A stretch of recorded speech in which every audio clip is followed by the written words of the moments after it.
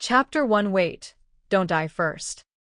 I am Ethel Chen Kiai, 23 years old, Chinese American, one-quarter German ancestry, and full of Chinese feelings. I am from Quantico, Virginia. I am currently unemployed. Oh, maybe it can also be said that he is enjoying the vacation time after firing his boss. However, due to the concern from the elderly, he was forced to take a leave of absence to apply for a job at a computer company in Seattle. But this may also be the beginning of my tragic life. God knows why Uncle Kent introduced me to Seattle. In addition to its developed electronics industry, Seattle is also called the Rainy City. This is really terrible. I kept pushing back the hair hanging in front of my eyes, hoping that the wet hair would stay safely out of my sight due to the adhesive force of the water, but it didn't seem to have much effect. The hair that is dripping, the coat that has turned from goose yellow to ginger due to being soaked, and the boots that creak after being filled with water. This is not the rhythm of an interview. Ouch. Hey. Okay, now I am totally surrendered. It seems that I can't do it without changing into a suit. I don't know if 4 hours is enough for me to appear in front of the interviewer in high spirits. While I secretly mourned the more colorful coat, I reached out to help the beautiful woman who is still sitting in front of me. I'm sorry, I didn't see you. It was raining too hard. I was covered by an umbrella, This beauty with brown curly hair pointed to the red umbrella that fell aside, looking at me guiltily, or maybe looking at the stains on my body guiltily, from the initial apology to a somewhat incoherent conclusion. I can compensate you for the cleaning cost of your clothes. No need. I waved my hand. My clothes were destined to be cleaned an hour ago when I forgot to bring my umbrella. Besides, I walked too fast. Well, are you an employee of Brita Company? I noticed the ID card she dropped aside, picked it up and handed it to her, and glanced at it. Human Resources, Heather Woodland. She smiles a little silly in the photo, which may be a tragedy that happens in every ID photo. Yes. She took the card and put it into her coat pocket. Thank you. She looked at her watch subconsciously, frowned slightly, and then looked up at me as if she had realized something. Don't you have an umbrella? How about I lend you one? My company is only 2 blocks away from here, and I have an umbrella in my drawer. You know, in Seattle, coffee and umbrellas are indispensable. No, I'll be at the hotel soon. You can use the spare umbrella there. I'll buy an umbrella later. I smoothed my hair back. It won't get wet anyway. It doesn't make any difference whether I use it now or not. Tightening my soaked coat, I showed her the standard 6 teeth. Let's not talk about it now. I'm in a hurry. I'm leaving now. Goodbye. Okay then, bye. I picked up my suitcase and walked quickly across the street. Suddenly, I heard the sound of a horn and subconsciously turned around. Isn't it a red light? Why are there cars honking their horns? What he saw was an orange-red car that slowly stopped in front of Heather Woodland. The beauty with curly chestnut hair looked at the car intently and exclaimed in surprise, "Wow," and said to the person who walked out of the cab, "Heather Woodland."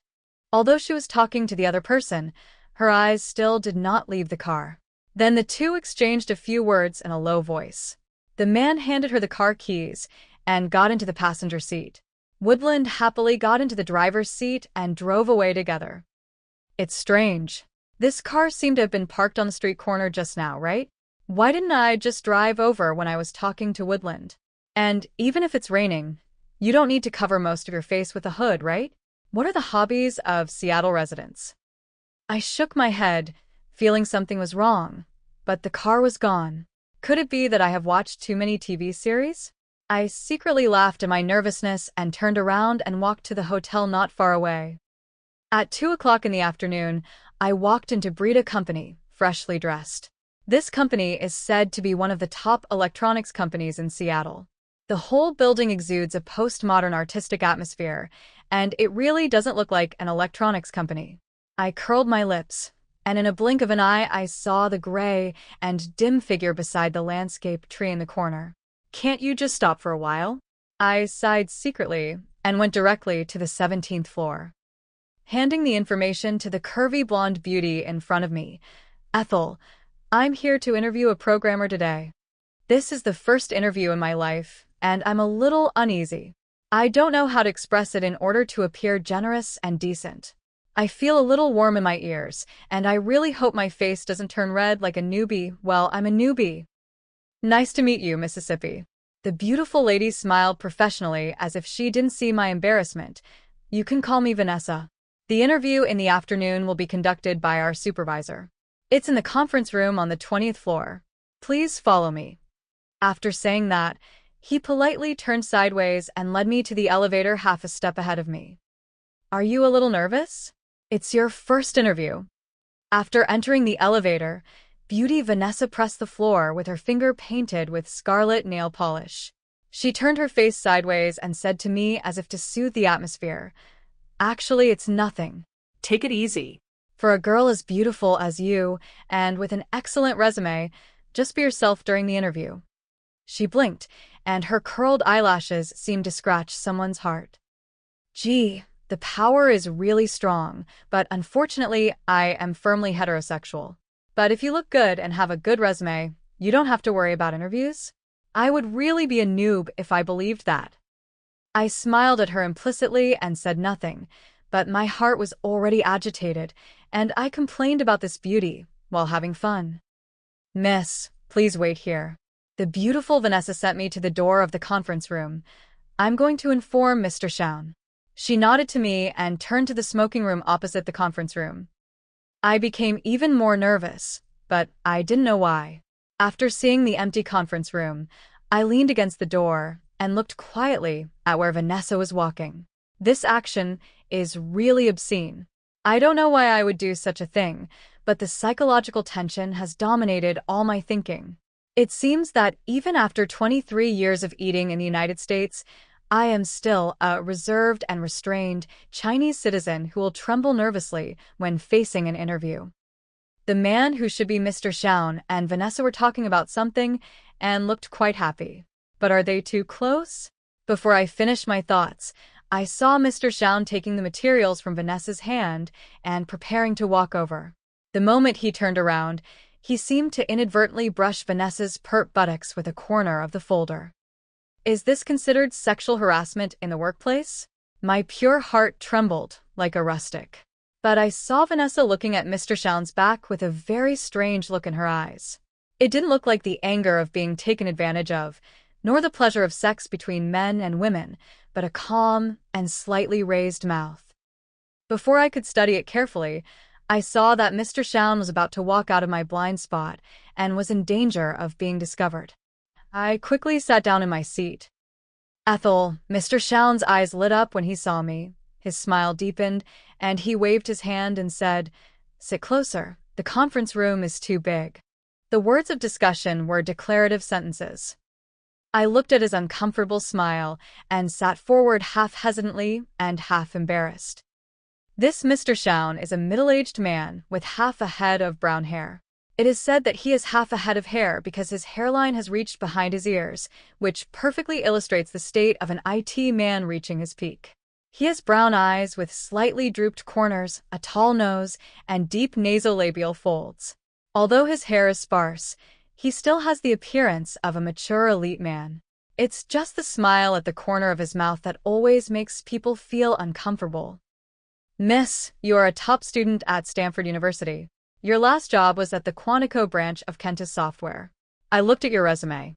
The Quantico branch of Kentis Software is very close to the neighborhood where you live, and the company is developing well. Why did you choose to leave?" He flipped through my resume casually, while looking at me with a smile.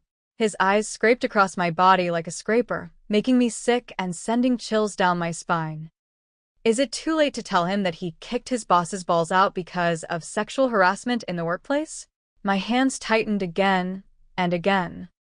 "Because I think Brita Company's development prospects are better," I said shamelessly and without conscience, swallowing the complaints in my heart. "Really?" His smile deepened. He picked up the cup on the table and took a sip, then wiped the water stains on his mouth with his fingers, stood up, walked slowly to me, and whispered, "But not everyone will have a future, miss. You must know that it depends on whether a person is smart and whether she can make people feel that she can develop. He paused, put his hand on my shoulder, and kept rubbing it gradually downwards. Then he blew a breath like a lover and murmured, "Prospects." For a moment, all my hairs protested collectively, and all the blood flowed back to my face. My whole body was on fire. My brain was completely filled with anger and nausea, and veins burst out on my hands. Go to your patience. Go to your reserve. Go to your future. Go yourself. I gritted my teeth and cursed, and punched Xiaon hard in the abdomen.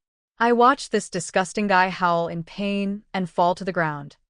Just when I was about to add a few more kicks, I found this guy lying on the ground pretending to be dead.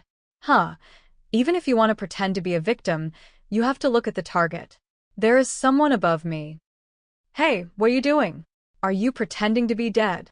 I kicked Xiaon impatiently. Isn't this man too fragile?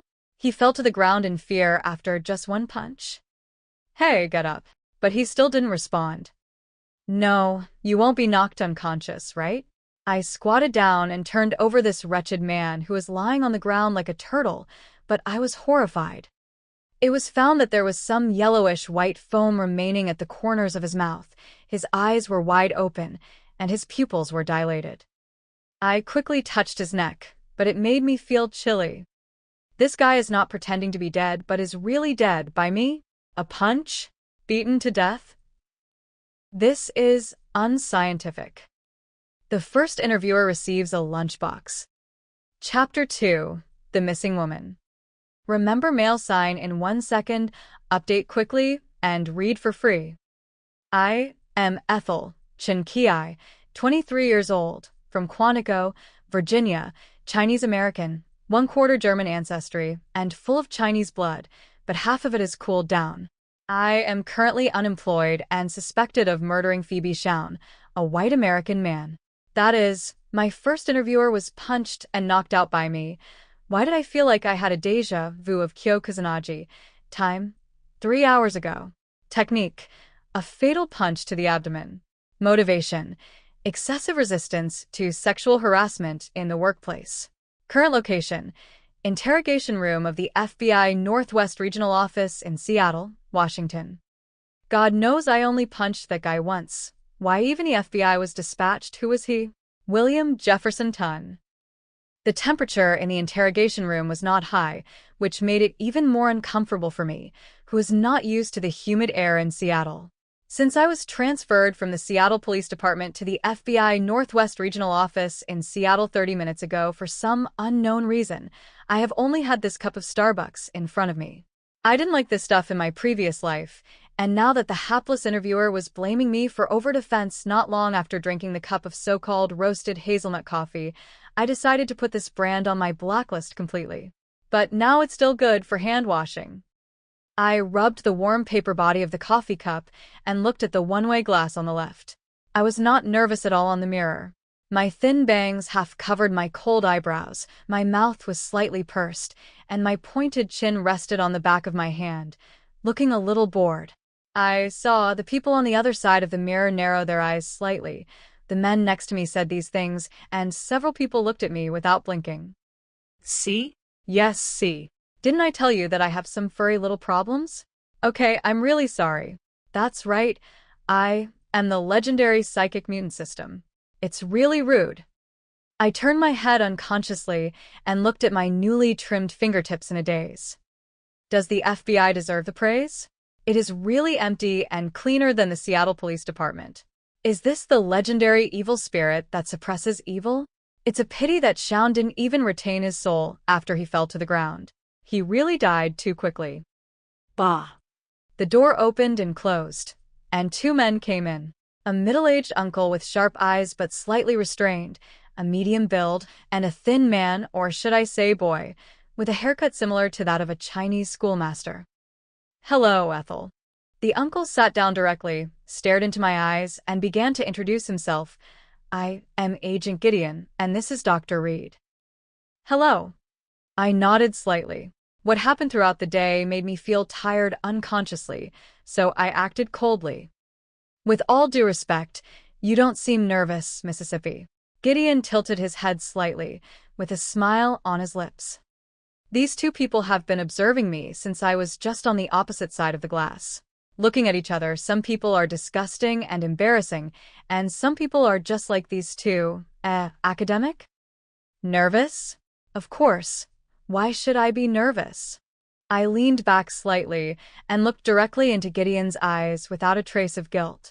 As long as the medical examiner of the Seattle Police did not graduate from the literature department, he should have discovered from the weird hazelnut smell that I cannot poison a person to death with one punch.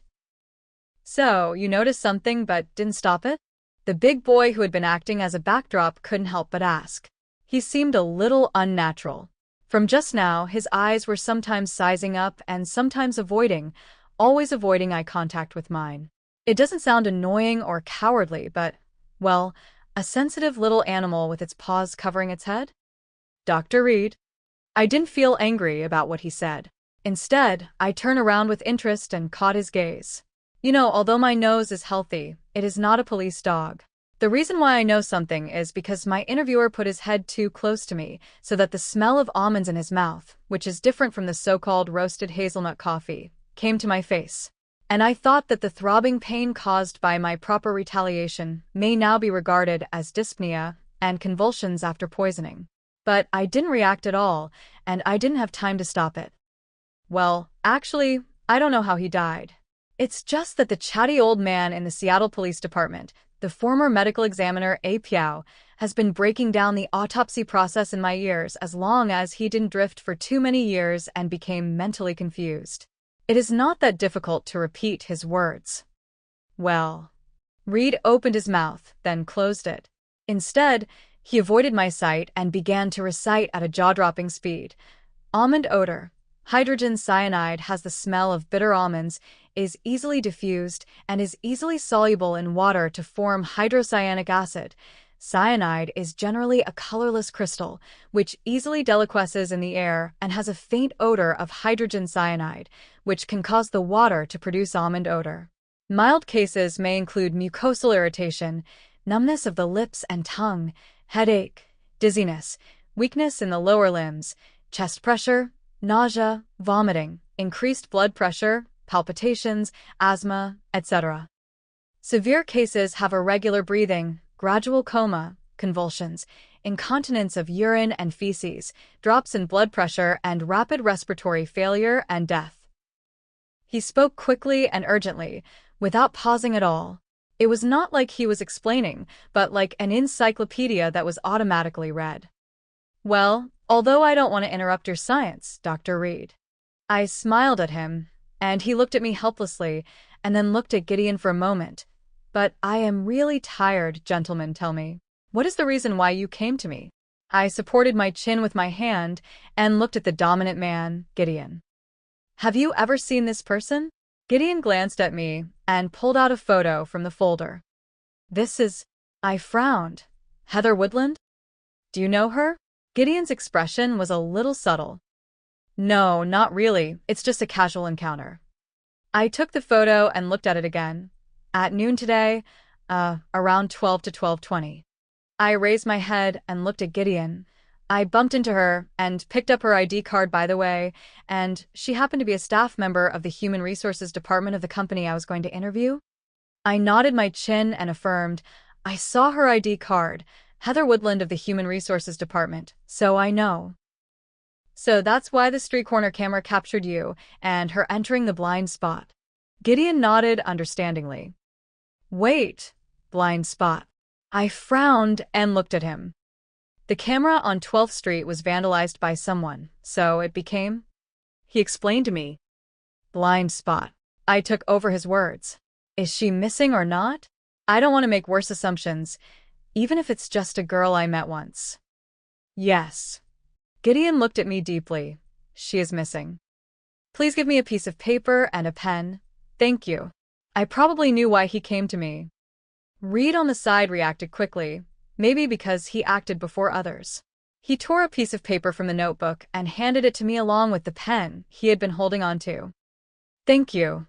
I took the paper and pen and started writing and drawing nonstop, while saying to them without raising my head, The time was probably around 12:20, because it took me about 10 minutes to walk to the hotel to check out, and it was 12:30. She drove by herself, and I didn't do much research on the car. The color was orange-red, and the license plate couldn't be seen clearly. The model looked like this. I stopped writing and handed them the prototype I had drawn. Datsun Z. Reed could tell at a glance. He nodded to Gideon. It is a small Japanese car series, and there are not many models in this color. This time, he did not go into a long speech. I don't think they knew each other. I mean, there was another man in the car. I looked at the two of them and recalled. The man was about 176 to 180 years old.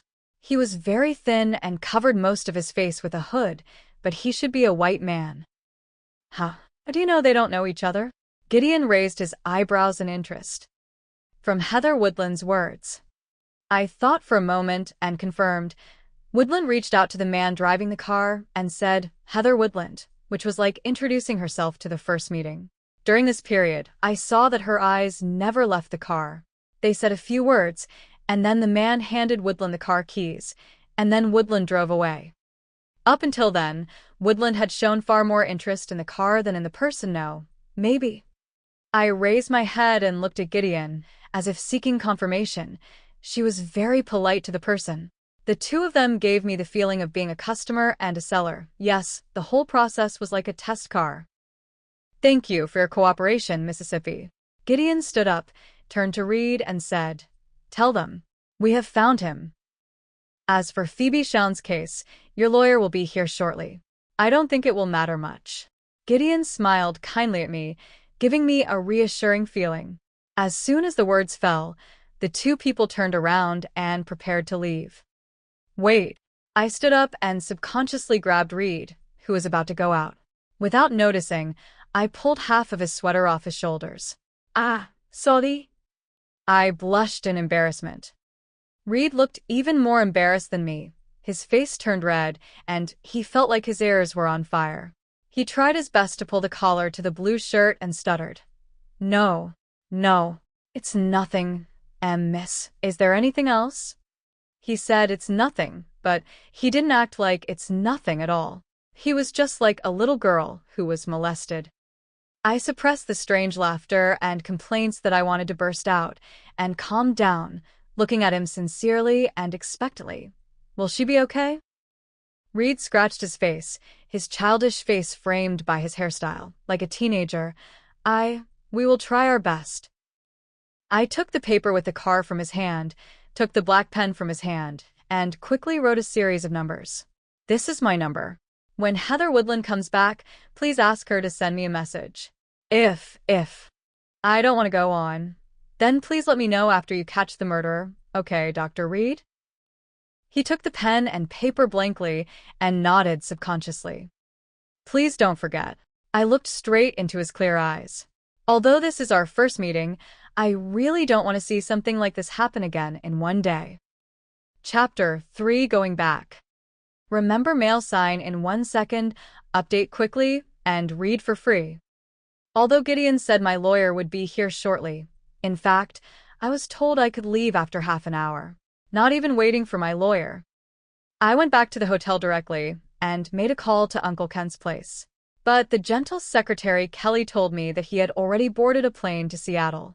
In response, I had no choice but to sigh and obediently send the hotel address to Uncle Kent's mailbox. I charged my phone, ordered some food, and waited. I don't know what I'm waiting for. Maybe it's the news that the girl he met by chance is safe, or maybe he's waiting for Uncle Kent's arrival. Except it's not about the progress of the incident involving the dead Phoebe Shawn.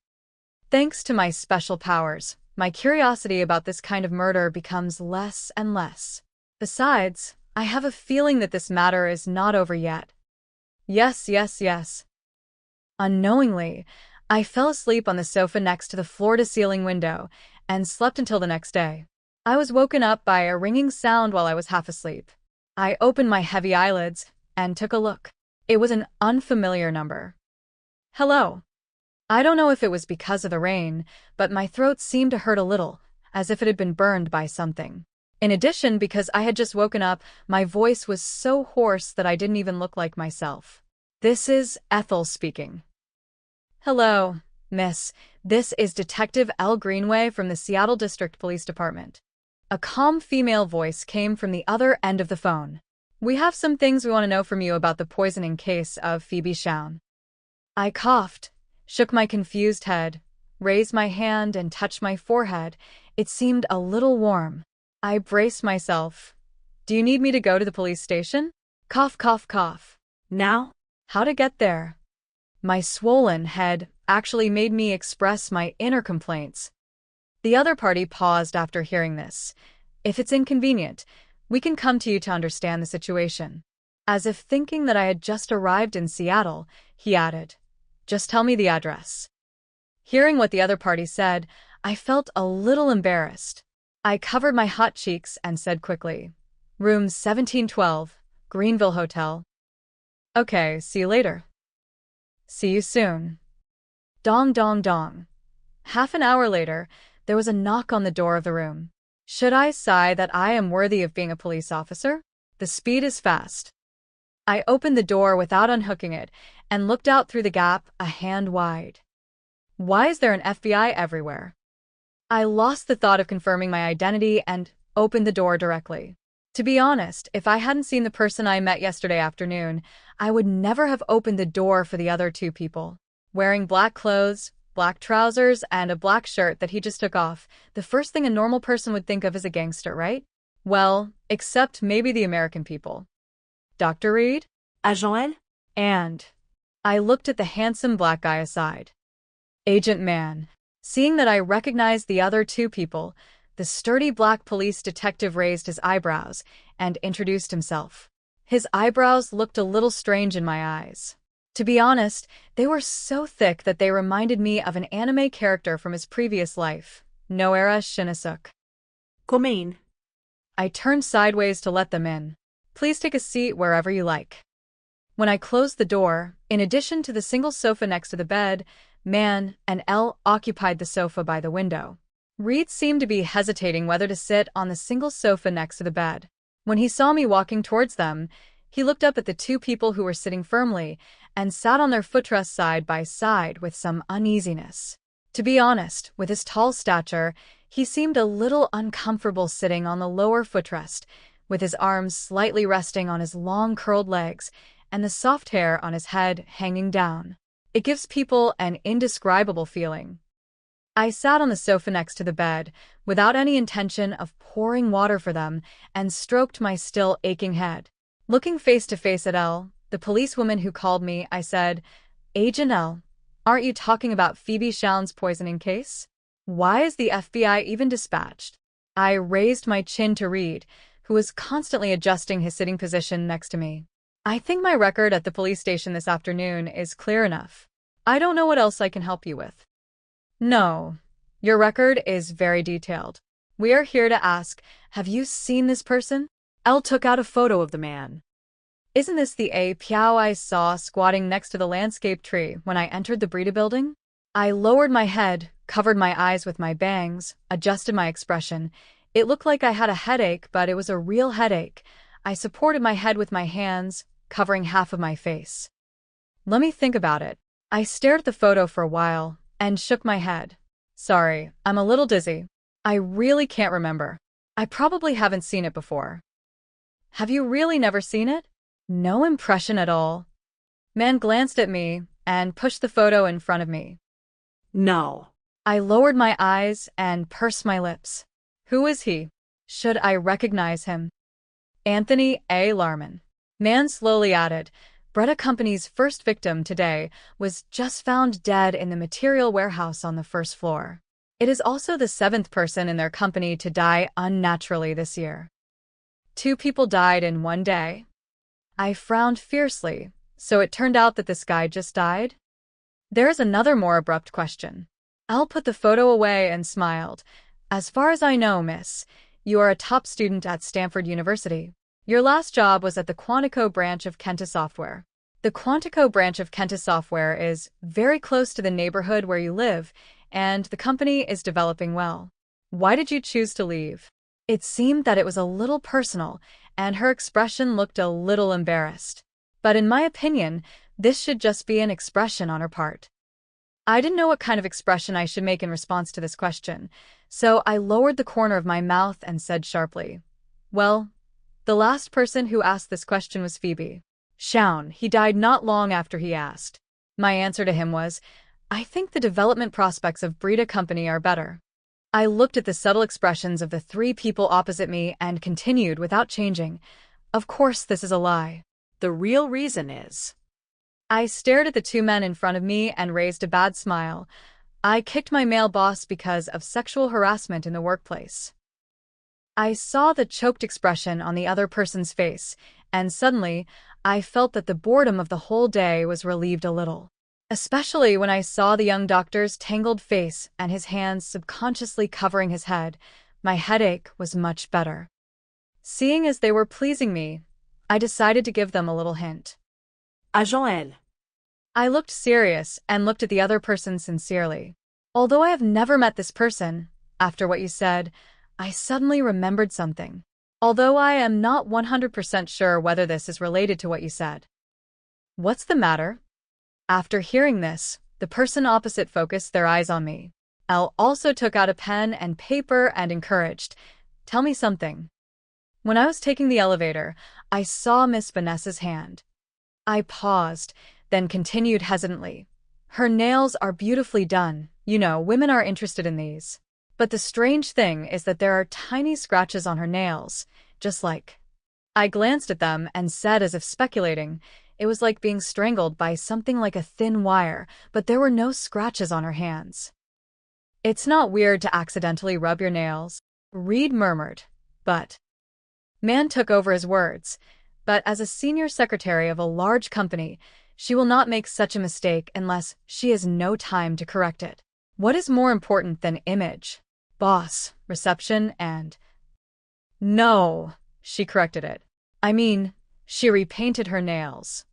I waved my hand, signaling for them to stop. This is the strangest part. After I found out that Phoebe Shaun was dead, I called Miss Vanessa outside the door, and then she went to the guard room to find someone. I called the police, but when I went to the police station with her again to take notes, she handed me a glass of water. At that time, her nails were obviously repainted. "You mean, after finding out that Phoebe Shaun was dead, her secretary took her time and repainted her nails?" Elle frowned, as if thinking of something. "Yes, the reason why I am so weird is probably because these two people were still at the door of the smoking room before my interview. Asterisk, asterisk?" I looked a little embarrassed. I was a little nervous during the first interview, so I secretly wanted to look at my interviewer, and I happened to see that scene. Later I thought about it. How could such a close person still be in the mood to dress up after the other person died? Man and Elle looked at each other and gave me a reassuring smile, teasingly. Reed on the side looked at me with an innocent expression, as if he couldn't see my embarrassment. When I looked over, he was stunned for 3 seconds and started to look away again. In fact, this is not the truth I saw. But proving the truth has nothing to do with me. Vanessa did kill someone, and she had a very strong negative energy. At the door of the smoking room, there was a fat man lying on her shoulder to vent his resentment. The apiao next to the landscape tree was obviously strangled to death by something like a very thin wire, and her nails were indeed repainted, and there was indeed a crack on her middle fingernail. However, this was not what I saw with my own eyes, but what the gentleman behind you, Mr. Reed, told me. I was a little troubled when I saw apiao behind Reed. Logically speaking, the earthbound spirit cannot leave the place where he died, but obviously Mr. Reed has the legendary spirit-touching physique. This young doctor wouldn't think that the dark circles under his eyes were caused by fatigue, would he? Fortunately, for such a kind-hearted, simple and upright person, even if he has a spirit-touching constitution, it will not cause much harm. At most, he will just feel tired. The spirit is easy to contact, but will not stay with him for a long time. By the way, Dr. Reed, I suddenly remembered the missing Heather Woodland. Has Heather Woodland been found? Yes. She's already settled. At this time, Dr. Reed was embarrassed as never before. He avoided his eyes and kept stroking his other arm with his hand. He was full of nervousness and a hint of guilt, and was a little incoherent. That piece of paper, I didn't remember. Yes, I didn't remember the number. I'm sorry. After saying that, he glanced at me and immediately lowered his head. I didn't feel much when I heard what he said. After all, it's normal for the FBI to not remember such small things due to the nature of their work. But maybe it was because I was a little disappointed because I had asked him so sincerely but was rejected. On the contrary, man on the side looked at him with a surprised expression for a long time, and then kept looking at us secretly and teasingly. Uncle Kent arrived shortly after Elle and the others left, looking very tired. He listened to the whole incident, was silent for a while, took off his glasses, and pinched the inner canthus of his eyes. You should go to work in DIS so that I can still take care of you. DIS is Uncle Kent's trading company in Las Vegas, but because of some things, I don't want to stay there. No, Uncle. I shook my head. I don't want to go back just yet. Uncle Kent looked at me, his brows furrowed tightly, then relaxed, and he sighed in a compromising manner. Come back to Quantico with me first. You can think about work and other things yourself. He patted my shoulder. His blue eyes were different from the sharp and cold ones at work. At this moment, they revealed a reassuring kindness and comfort. Thank you, Uncle Kent. I really don't know what to say to this elder, who has always taken care of me and kept compromising on my willfulness. I can't express my feelings and gratitude in words. Chapter 4: What Can't Be Changed. Remember mail sign in 1 second, update quickly, and read for free. Hello, this is Ethel C. Dr. Ethel? Hello, this is Wallace. I finally waited for your call. So you're planning to try our school? I have been looking forward to it since I received Mark's call. Yes. Then what do I need to prepare? Is it okay next Wednesday at 2 o'clock in the afternoon? We will do a simple interview and then my teaching assistant will explain to you the precautions and other things. Just bring your resume and a smile. Oh, by the way, you can come here early. Our department has a lecture on Wednesday morning. You can come and listen to it, and by the way, you can visit the school in advance. Okay, I'll be there on time. Thank you so much, Pro Wallace. It's sure. I will send the specific time and address to your email later. Please check it. Then, I look forward to meeting you next week. Thank you. See you next week. I am Ethel Chun-Ki from Quantico, Virginia, 23 years old, Chinese American, with a quarter of German ancestry and dominant Chinese roots, plus some inhuman little abilities. Anyway, I am currently looking for a job. My mentor, Pro. Lawrence, introduced me to his old classmate Josh Wallace. Wallace is a professor in the Department of Science at Bradshaw University.